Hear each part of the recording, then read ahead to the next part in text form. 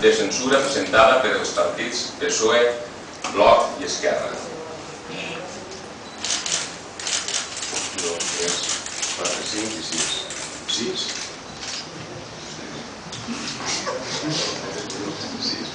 Vots. Vots en contra.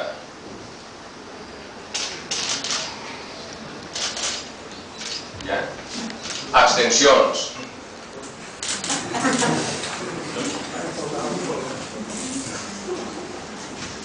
S'aprova la moció. Per tant, el senyor Eladi Maynard passa a ser nou alcalde de Sant Andreu de la Lliga.